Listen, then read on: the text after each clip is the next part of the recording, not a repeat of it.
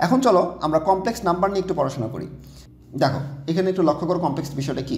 প্রথমে সংজ্ঞাটা একটু দেখো, যে বীজগণিতের সাহায্যে কোনো ভেক্টরকে, তাহলে আমরা একটা ভেক্টর এরকম রাশি আছে সরাসরি, সেটা যে কোনো ভেক্টর হতে পারে, ভেক্টরকে এর বিভিন্ন ফর্মে রূপান্তর করতে পারবো। যেমন পোলার ফর্ম থেকে রেক্টেঙ্গুলার ফর্ম থেকে পোলার ফর্ম, এরকম বিভিন্ন ফর্মে রূপান্তর করতে পারবো। আচ্ছা, একটা কাজ আমরা করতে পারবো। তারপর কি হতে পারে, এসি সার্কিটের জটিল সমস্যার সমাধান করতে পারবো। মনে করো তোমার কাছে একটা সিরিজ প্যারালাল কমপ্লেক্স সার্কিট আছে, সিরিজ প্যারালাল আরএসি সার্কিট, মানে সেখানে রেজিস্টর, ক্যাপাসিটর, ইন্ডাক্টরের সিরিজ প্যারালাল একটা জটিল সার্কিট আছে। সেই জটিল সার্কিটকে তুমি সমাধান করতে পারো, মানে সেটার ইকুইভ্যালেন্ট সার্কিট তুমি বের করতে পারবে। তোমরা যেমন পড়েছিলা ইকুইভ্যালেন্ট রেজিস্ট্যান্স বের করা বা তুল্য রোধ বের করা, ঠিক সেই রকম একটা জটিল সার্কিট তোমার সামনে থাকবে, সেটাকে তুমি সহজেই সমাধান করতে পারবা। এবং সর্বোপরি আউটপুট ফলাফল সহজে নির্ণয় করা যায়, এবং এর পরবর্তী যে আউটপুট যে ফলাফলটা আসবে, যেমন কারেন্টের ভ্যালু কত হবে, ভোল্টেজের ভ্যালু কত হবে, ক্যাপাসিটরের ভ্যালু কত হলে আমাদের এত কারেন্ট প্রবাহিত করাতে পারবো, এরকম বিভিন্ন ধরনের ফলাফল আমরা সেখান থেকে পাবো। তাকে আমরা কি বলবো, এই জটিল বীজগণিত বা কমপ্লেক্স অ্যালজেব্রা বলবো। মানে ইঞ্জিনিয়ারিংয়ে আমরা এটাকে জটিল বীজগণিত বলবো। যেমন দেখো একটা ভেক্টর আমরা বললাম হচ্ছে জেড ভেক্টর। এই জেড ভেক্টরকে আমরা এমনভাবে লিখতেছি, কীভাবে লিখতেছি দেখো, এক্স প্লাস আই ওয়াই দ্বারা লিখতেছি। এটা কীভাবে লিখলাম দেখাচ্ছি, চলো। তো তোমরা তো অবশ্যই ভেক্টর যোগ সম্পর্কে পড়েছো, তো ভেক্টর যোগ যদি তুমি জেনে থাকো তাহলে বিষয়টা ভালোভাবে বুঝতে পারবা। তো দেখো ভেক্টর যোগ কী বলে, ধরো এখানে আমাদের এটা হচ্ছে জেড ভেক্টরকে আমরা দুইটা ভেক্টরের যোগফল আকারে লিখতে পারি।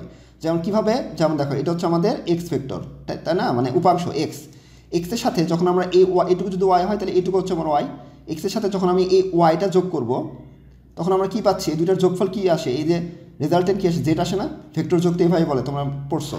যেমন কী বলে, ধরো আমার কাছে এই ভেক্টর আছে এই দিক বরাবর, আর এর সাথে যখন আমরা এই ভেক্টরটা যোগ করব, ধরো এটা হচ্ছে আমার এক্স, এটা হচ্ছে আমার ওয়াই, এই দুইটা ভেক্টর একটার সাথে আরেকটা লম্ব আকারে আছে, তাহলে এই দুইটার যোগফল কীভাবে বের করতে হয়, শুরুর ভেক্টরটা যেখান থেকে শুরু করছিলাম আর সর্বশেষ ভেক্টরটা যেখানে আছে সেখানে, দুইটার যোগফল ভেক্টরিক্যাল এভাবে লিখতে হয়। এটা কত ধরলাম, এটা হচ্ছে জেড।